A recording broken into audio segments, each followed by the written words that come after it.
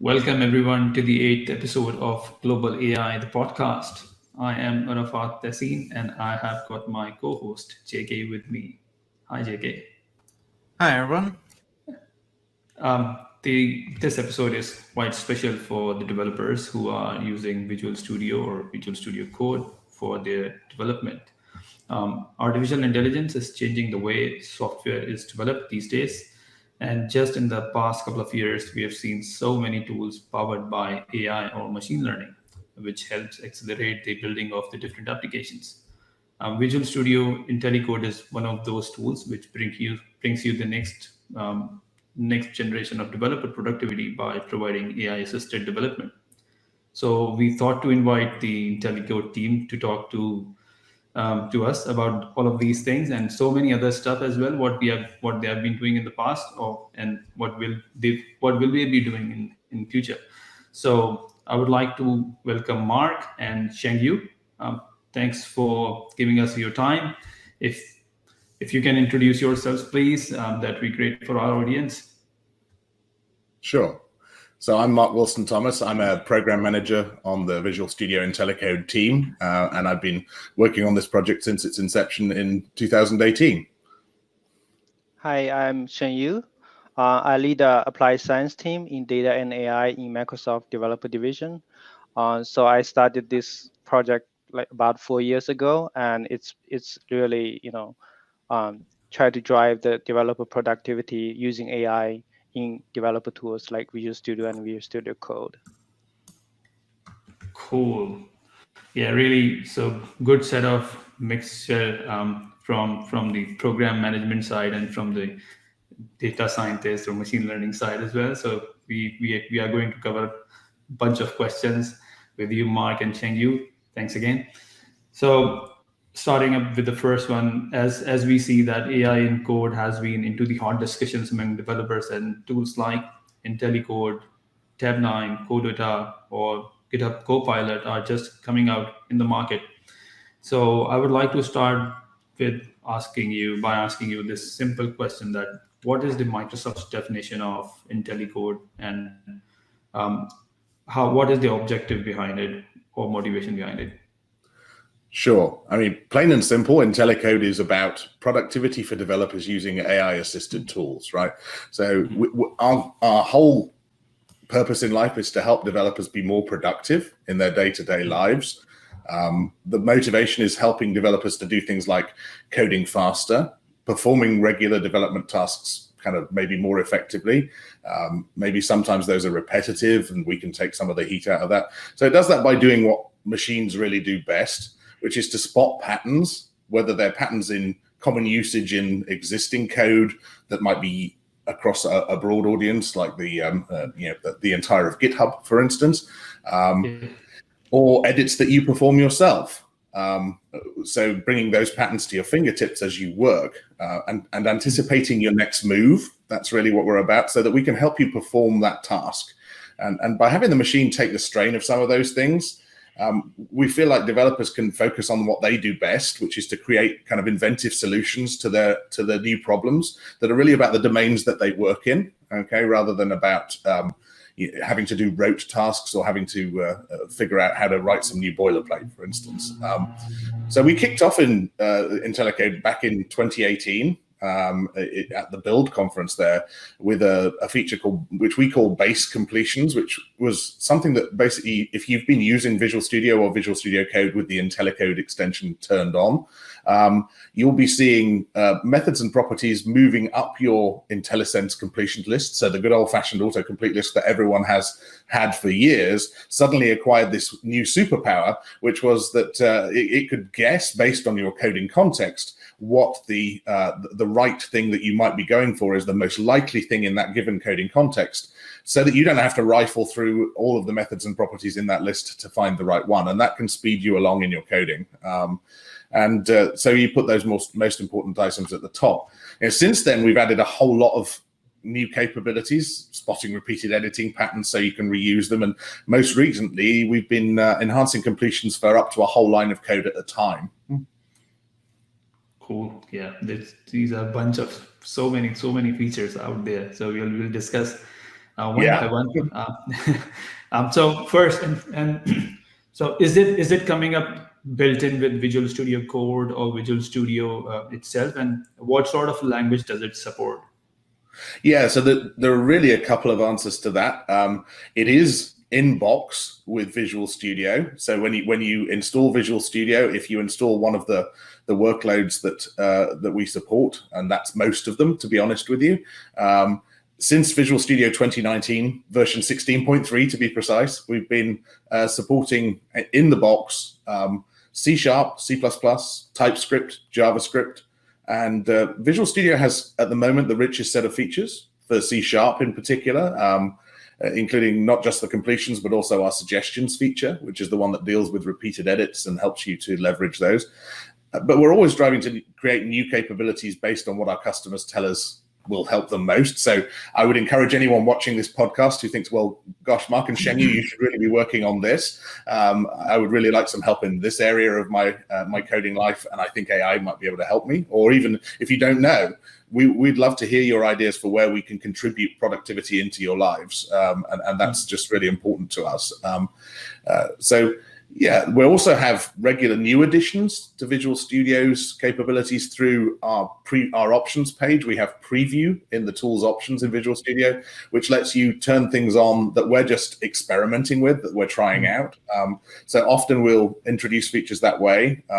So if you're in Visual Studio and you're using IntelliCode, often it's worth checking out that preview section just to see whether there's anything new from the team. So the core features are on by default, but then there are the preview features which you can turn on for yourself. Now, you asked about Visual Studio Code. That's a slightly separate story. So for VS Code has a philosophy of keeping it light. And so their deal is that when they ship VS Code, they don't ship you any extensions in the box. It's basically just the core functionality. But you add extensions to your own taste, right? And so we are one of those extensions. In fact, we're actually included in a number of extension packs as well. So if you get certain Python and Java extension packs, you'll find that we're in there as well. So we are actually a super popular extension. We've got an enormous number of users in Visual Studio Code, which we're really pleased with. Lots of people seem to think we're helping them out there and are adding us to their list. But you do have to install it for yourself there. And in VS Code, we support the starred completion feature that I was telling you about, ranking things in the completions list for TypeScript, JavaScript, Python, Java, and even SQL. If you install the extension, you'll get base completions for every one of those languages in Visual Studio Code. Code users actually aren't left out of the preview world either. So we actually very recently started shipping what we call our Insiders extension. I don't know if you guys have had a chance to check it out yet, but I'm pretty sure there'll be a link in the information section below this podcast when it's posted. So you can actually go get that, and that lets you try out much the same as the preview features that we do in Visual Studio. You can try the latest and greatest experimental features there, things we haven't necessarily finished yet, but which we're really keen to hear your feedback on. So the best ones that are in there will eventually be promoted to the main Visual Studio Code extension once we've found out how useful they are and refined them with the customer base here. So right now, it contains a new tool for looking up code samples on GitHub for Python APIs. So that's really quite handy. If you're a Python developer, I encourage you to check it out. Extremely handy tool there. We'd love to hear your feedback on that. The second one is a date-time format string generator. So I don't know if any of you have written code to build a date-time format in the past. It's one of those tasks that people do often enough to trip over it, but not often enough to memorize the format. It's hard work and a bit of a pain, but we actually you're able to specify by example in that tool. So you can just say, okay, I want it to say, take the format 14 December 2021, okay? And it will write that format string for you, so you don't have to. So that's another great little feature that's in the Insiders extension. So if you're looking for the latest and greatest IntelliCode for VS Code, go ahead and install that Insiders and get the best. So yeah, and yes, absolutely all of those features are in fact free for users of VS or VS Code. Yeah, that's really cool. Like I love IntelliSense. I love Roslyn, and with IntelliCode on top of it, just makes coding so much better, especially in C#. I do hope that you'll also look at EF Core. I see that some of people have struggled with patterns on EF Core, and Roslyn does help you a little bit, but getting a bit better suggestions, that would be awesome. But Cool. another thing that I want to ask you is there's a little bit more features about IntelliCode, like refactoring, right? Sorry? There's also other features like refactoring. Oh, yes, absolutely. Yes. So when we talk about refactoring, it's actually, you're thinking about the IntelliCode suggestions feature. And so suggestions is a very powerful capability that uses a technology called prose to track the many changes that you make during an editing session and to watch out for common repeated patterns. Now, I mean, it's something that people don't actually necessarily even realize they're doing repeated work. And so they don't really know that they need help with it. But what we're finding from the usage patterns is that a lot of people are now discovering this feature and finding out that it can really help them. Because what we do is we track those changes, look for changes in your syntax tree, as it turns out, look for those deltas in the syntax tree and look for common patterns being repeated 1 or 2 times. This is what I mentioned about learning as you're even as you're typing. So the prose technology is very good at spotting patterns from two or three examples. In this case, a minimum of 2. It finds those examples and projects a rule that allows you to use that rule again whenever you're hitting a similar example. So let's take a common example of that. Let's say you're introducing a helper function into your code to replace some hard-coded stuff. You do that a couple times in a code base, and immediately for the rest of the file, you'll be shown where else you could apply that very same change. So you could save yourself a lot of typing and a lot of pain when you're using that thing. It pops up now in your completions list. So if you go to like the 3rd location where you are going to go make that change, you start typing, and bingo, off it goes, and lets you know right away that we know what you're doing. We've spotted it. We anticipated your need. All you have to do is hit tab or whatever your completion character of choice is in the completions list, and you get that inserted. If there are many of them, you get a little light bulb over on the left-hand side that will let you apply it to all. Okay, so really helping you out when you're in that spot where you need to do a little bit of repeated editing. So yeah, that's the suggestions feature. And again, you can check that out. There's a link to a few more details of that down below. Yeah, and just a little secret from developers that I look at the PRs, like doing copy pastes and then incorrectly changing things is one of very common issues, especially with newer developers.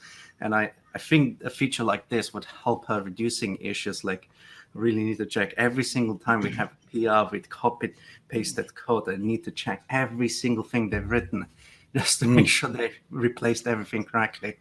Right. And so that kind of stuff is tedious and error prone, right? That's the thing whenever you're having to do a kind of repeated change like that. So if the machine can take the strain, so much the better. I agree. Yeah. So now another coming to the machine learning part of it, and what is it going on behind the scenes? So what sort of machine learning is it using behind the scenes? And is there any specific thing you would like to talk about, Cheng-Yu? Yeah, so I can talk about a little bit on the high level. So we started with basic statistical language model, when we started the member completion, three years ago, and we slowly transitioning towards deep learning based model such as recurrent neural network, and most recently like transformers. Since those are very, very advanced quickly in the natural language processing tasks, so we kind of learn from those. And in the past year, we have been focusing on building a large-scale transformer model for code. We internally call GPT-C to enable like the IntelliCode line completion experience in Visual Studio 2022. We have shipped this multilingual GPT-C model trained on open source code from GitHub. About 500,000 repos on GitHub. And it was definitely a cross-Microsoft collaboration effort to make the model compact and performant enough to run on users' local machines through CPU, and on top of the Onyx runtime framework, which is a open source high performance model inference engine, heavily supported by Microsoft on GitHub. And there were a lot of great learnings in how we do the model pre-training and how we fine-tuning, and also fine-tuning for the completion task, and especially a lot of runtime optimization to get the model, be able to run efficiently on the CPU of user device. So you can find more details in our published, research paper in the links in the description. And we are also going to publish a tech blog with more details about the journey, how we ship it into production in Visual Studio in the near future. And also the model is multilingual, so you can expect we're going to enable line completion for other popular languages in Visual Studio and in Visual Studio Code pretty soon. So thanks. Yeah, so I mean, just to add on to what Shengyu was talking about there, just as a general overview of what we're doing with line completions, it's actually one of the features I'm most excited about at the moment. That feature, if you haven't checked it out yet, I really recommend you check out the VS 2022 preview release. That, as Shengyu has said, has been trained off hundreds of thousands of GitHub code bases to look for common patterns of usage. And the key to this thing is it's showing you those things in line as you type. So it saves you a ton of typing time and really accelerates you as you go. But it's very flexible in as much as it lets you steer it. So you start to type and it will recalculate according to what you've typed.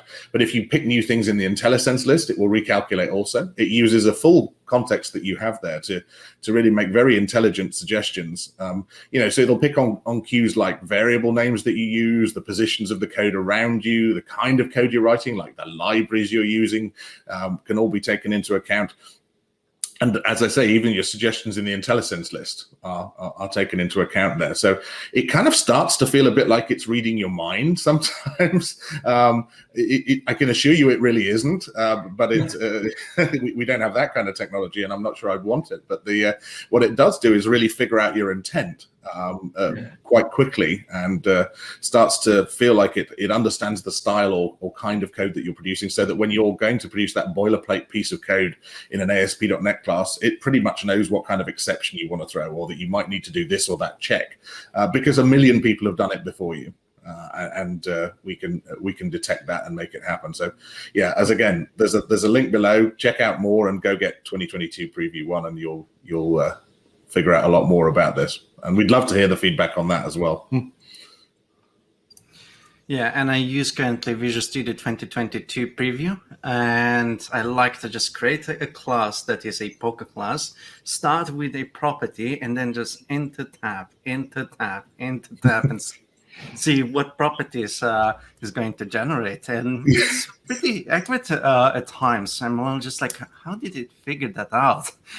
And even when I list certain things in one part of the code, and then I need to do a different code, but is reference to that, it does do the right thing. It basically takes the right variables or enums and stuff like that. So that's really good. It just allows me to review the code rather than write the code.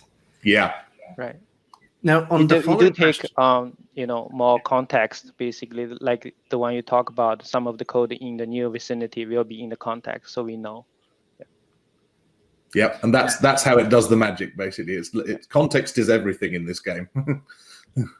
Yeah, and I do hope that we will start developing more from context in intention perspective rather than syntax, because syntax, I mean, can be generated by machines. Right. Mm-hmm. On the next question, there is a common thing that people ask, well, when does the AI learn? When the machine learning learns? Does it learn when I code, make the code? Do I need to press a button? Does it go everything to the cloud and just happen somewhere asynchronously? So how does IntelliCode learn? Yeah, I mean, I'm going to give Shengyu a chance to take a look at this one as well. But one thing I do want to say is that, you know, whilst it might feel like it knows your local code, we're actually not training on your local code at all. Certainly for the line completions feature, we never do that until you ask us to. We do have a team completions feature for the method property stuff, and that will learn from your own code explicitly. So if you have a solution of code that you think is great, and you really want to make sure that we're aware of the types and the styles that you're using in there and the way you do usage, yeah, go ahead and have us go train a model from that. But the line completions is actually entirely based on public code training. So Shengyu, do you want to say a bit more about that? Exactly. Yeah. So I mean, even for the both member completion and line completion, the base model is all trained from the public code. I think the main power is we learn from many, best practice which people are doing on GitHub, and we learn those patterns and be able to even advocate for those, right? When we are making the suggestion and recommendation. Yeah. Yeah, And absolutely. the custom model you talk about, the team completion model, that's a specific case for member completion. We think we can increase the coverage of the model, because in some cases, like if you have very custom class, so our recommendation won't be that good. So the training on your own code will make the recommendation much better. Yeah. On that note, so you're mentioning that you're looking at public code that are looking for best practices, essentially. Is there a way for us to also submit if we believe that we have really good code that can be used in future versions of IntelliCode? So we are looking at, I think, Mark, we are looking at that direction. Basically, how can we promote some of the best practice on GitHub, like some of the example repo, for example, by Microsoft .NET Framework team, for example, right? Yeah. So those we might add more weight in our training. That's like right now, at least what we are thinking, how we deal with this kind of thing. Yeah. Yes, absolutely. And right now we don't have a formal mechanism for us to actually go ahead and do that. But we are working with internal teams to figure out how we can do the weighting that we would need to do to bring those up as examples that are of what you might call best practice. Because for the most part, we have two concepts here. There's best practice and there's common practice, right? So most of what we show is actually common practice, which, because it's in lots of working repos, actually, we're quite careful about how we filter those repos. We only pick the ones with relatively high star ratings, and we're careful to filter those down. But of course, we can't stop common but bad ideas creeping into the model. That's simply not something we can do. But what we believe we might be able to do is to start to add some better practices that come from authoritative sources, shall we say, like the .NET Framework team. So we may be able to find ways to give those extra weight and uprank them in the way we do suggestions. That's certainly something we're looking at and thinking about. All right, and you mentioned about teams and that you can share models between teams. Do you want to add a little bit about how can we share the models?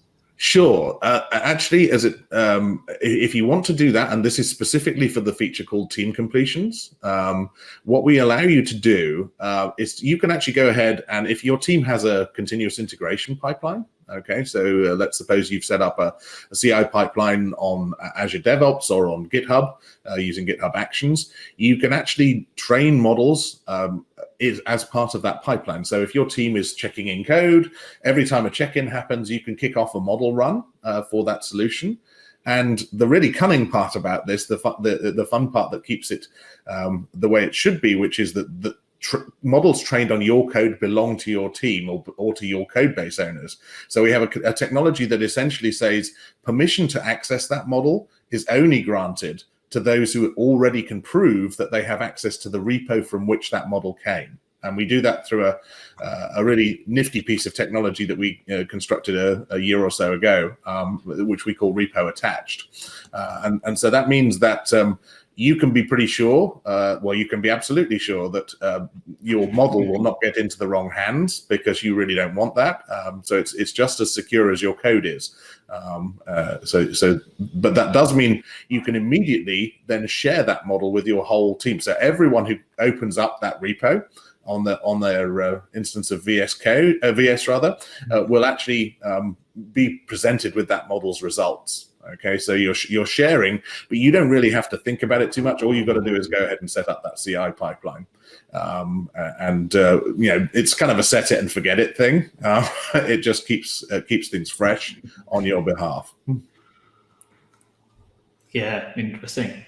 So now, as everybody's, it has been a question in many of people like me. So there are several tools which are heavily relying on the internet when it comes to these sort of tooling, which involves machine learning or AI. And when you are saying that we have trained this model into 500,000 repo, let's say. So if this question comes into my mind, that is it offline first, or is it doing something online? Can I do everything offline? Do I have to be connected to learn from, to get some suggestions from, or line completions like line completions, or any other suggestions? Yeah, that's a really great question, Arafat. It's an important one, particularly if you're thinking about, both the convenience of working offline. Maybe you want to work on a plane. That's okay. But also, if you're thinking about, if you're working with sensitive code, you might not want that code to be traveling over the wire. So in terms of inferring results, all of the things that we ship in IntelliCode all operate locally, every single one of them, right? Now, there's a little bit of a caveat here, which is that when you first set up our stuff, it downloads the models from a service. Okay, so the actual model inference is done locally, but the model download has to happen before you can do any inference. Okay, so we download a model that knows how to make inferences from our service at the point where you first fire up IntelliCode. So right now, that's the way that works. We are looking at the potential for making fully offline, so that you would get a set of models that would be installed in the box, and that you would only have to connect when you wanted to update. But right now, that's the way things work. So, for instance, if you're using the line completions feature, we would download that model when you first use it, but every time you type, there's nothing traveling over the wire. You could unplug your internet connection, you could turn everything off, and it would still work just as beautifully as it does before. In fact, the work that Shengyi was talking about earlier, that was done with the Onyx runtime and all the compression work that his team did to make this model of an appropriate size and performance to work on a local box, is what guarantees that we can do that locally. Yeah. Yeah, and I hope that the size of that model is not so big that it would destroy my whole storage. Yeah, not so big, Shengyi. You can tell. Yeah, so the line completion model is actually only 80 meg. Yeah. Okay, cool. Yeah. I think you've got space for that, right? Yeah, 80 meg now is a pretty small, Yeah. I think even Australian internet can handle that. Cool. Yeah, we have one of the interesting internet, I would say. So it's sometimes going very fast, and sometimes it is not able to download even 50 megs. So wow. Yeah. So there is another thing which is quite interesting as these tools are coming up in the market. So I've read myself this whole sentence that it's more of a marketing strategy or marketing tool than being a productive tool. Although I don't agree with this, honestly, as I've been using Visual Studio 2022 preview, and now it's the second preview, and I found that it has been working for me as a developer, and I'm sure that everybody else who's been using it, they have found it quite well. But what's your take on this one, Mark or Shengyu? Well, I mean, I'm kind of biased, obviously. We've set out to make people more productive, and actually, we regularly check in with folks. In fact, actually, you may, if you're a user of ours, have recently received some survey questioning from me asking exactly this question. Is this thing making you more productive? Is it actually helping you out? We're desperately keen to hear feedback from people about exactly that topic. And what we're finding is that people are reporting that it does.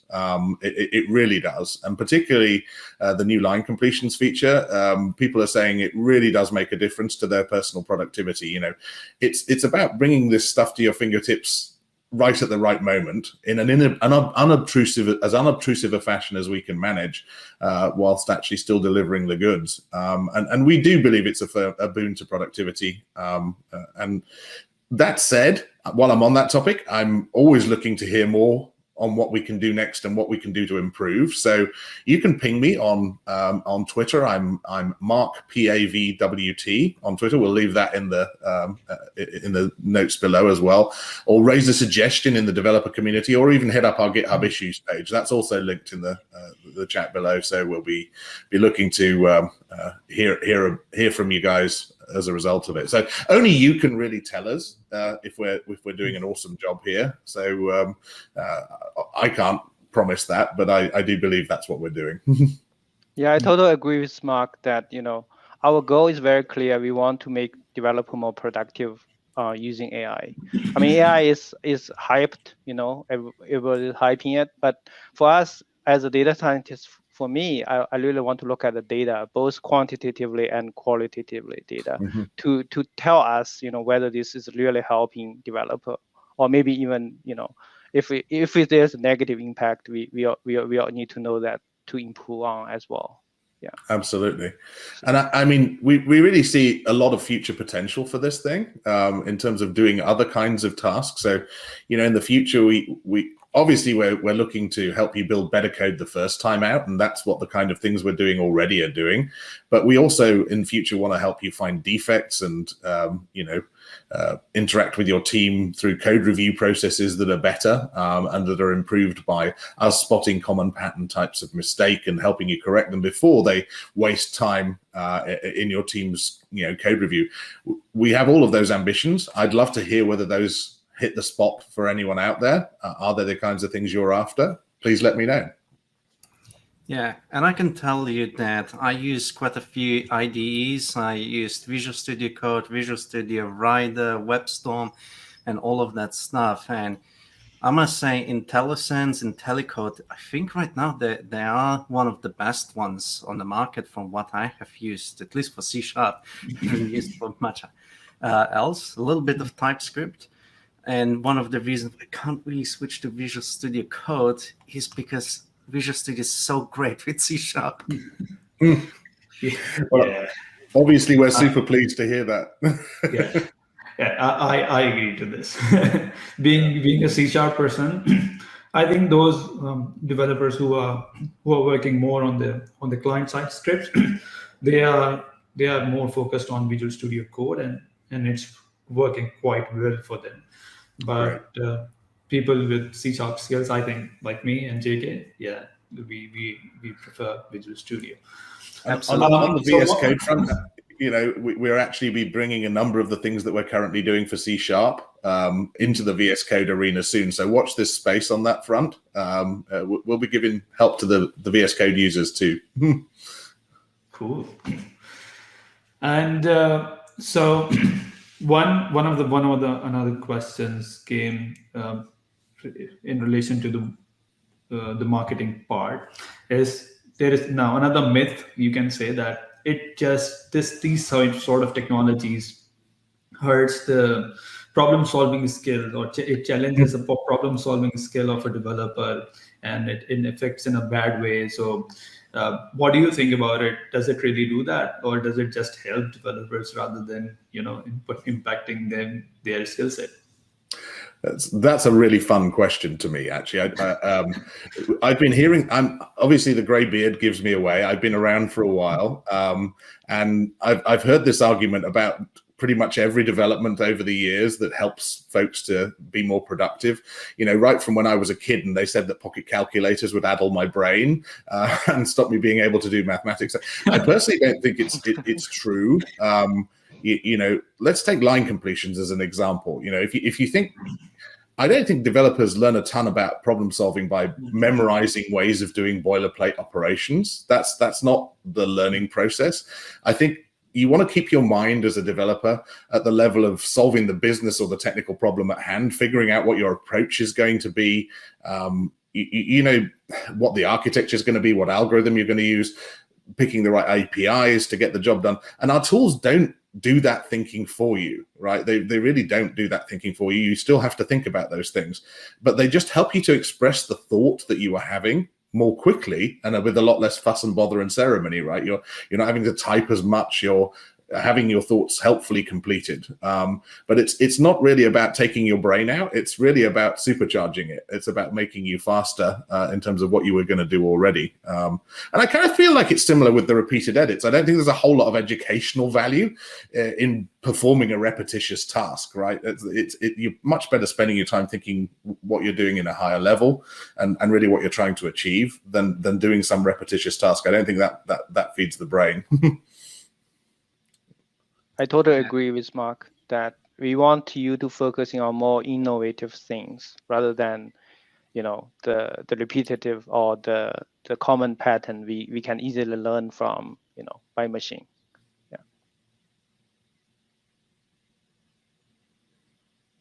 Yeah, I agree. It's like there's a joke on Twitter where they said, well, Wolfram is going to put all of the mathematicians and physicists out of job. Mm-hmm. And what happened? They actually made just their job a little bit easier. That's it. Right. Yeah. It's about intention and problem solving rather than writing code and calculating. That's at least my take on it. Yeah, it's also like if you compare Notepad and Visual Studio, right? It's the same thing. You can always use Notepad to write it, right? Exactly so. Exactly so. Yeah, and I think we'll slowly run out of time, so I'll give you a really good question about what is the roadmap? What is the future for IntelliCode? Sure. I mean, honestly, firstly, I want to say for customers out there, for developers out there, we really want you to help us drive that roadmap. So please keep on giving us feedback. But I think I'll say that you can expect us to do lots more in the areas that we've already talked about. We're going to add more languages to the existing features that we've already done. So you can expect to see that happening and moving things into both VS and VS Code and supporting more languages with what we've already been making possible. You can also expect to see us helping with more ways to figure out what you're doing and anticipate it and help you code faster. There's lots more things that we have in the pipeline in that direction. And I'm really excited about some of them, but I really can't tell you about them just yet. They're going to be coming soon. So keep an eye on us. We want to hear when those things come out, whether they resonate with you, but think about us anticipating what you're going to do.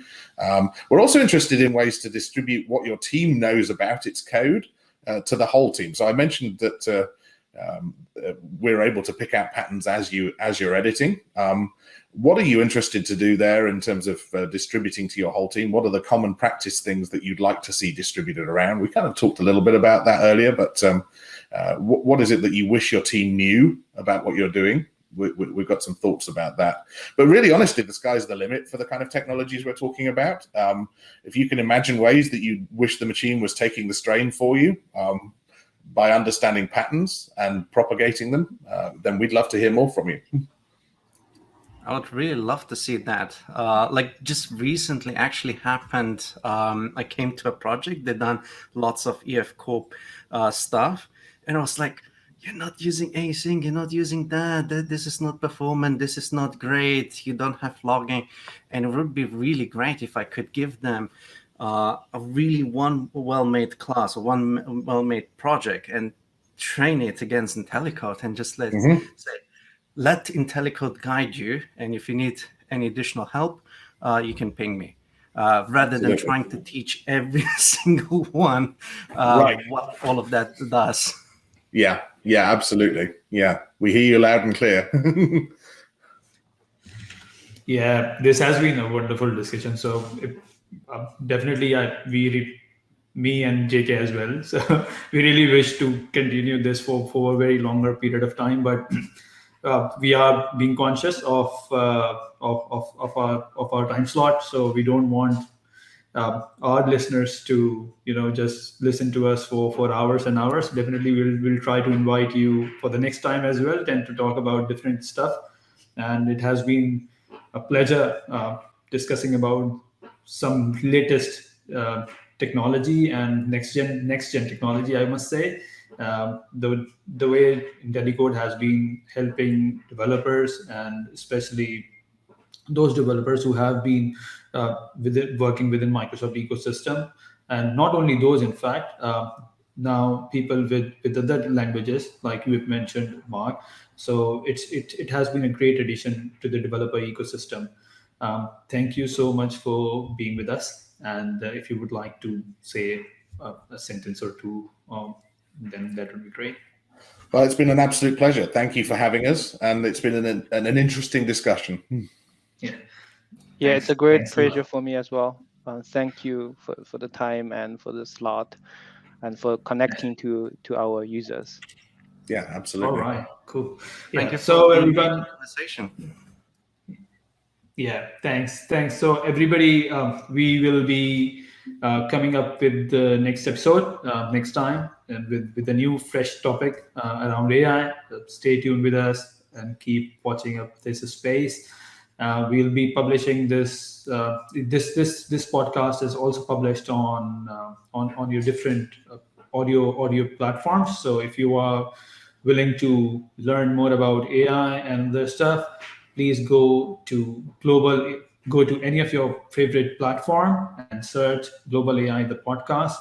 Listen to all the episodes, whatever we have published so far. And thanks for being with us. See you next time. Bye-bye. Bye. Bye.